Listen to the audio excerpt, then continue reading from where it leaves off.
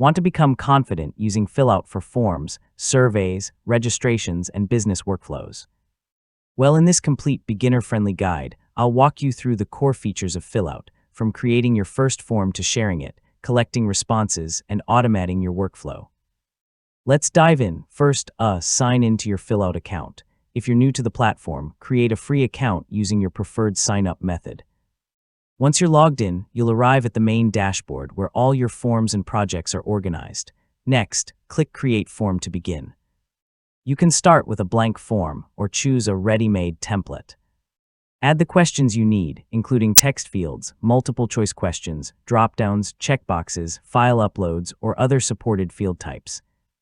Now personalize your form by adding a title, description, logo, and brand colors. You can organize questions into sections, mark important fields as required, and use conditional logic if your workflow requires more advanced interactions. After that, connect Fillout with the tools you already use.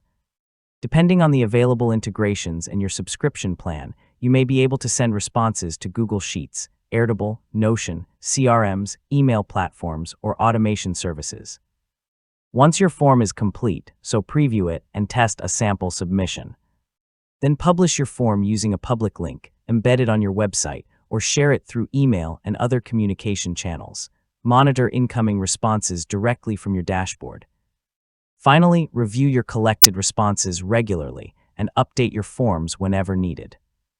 As you become more familiar with Fillout, you can build more advanced workflows, improve your forms, and create a smoother experience for everyone who completes them. And that's it. You've now learned the essentials of mastering Fillout. With a little practice, you'll be able to create professional forms, automate repetitive tasks, and manage responses with confidence. If this guide helped you, don't forget to like the video, subscribe for more simple technology tutorials, and thanks so much for watching.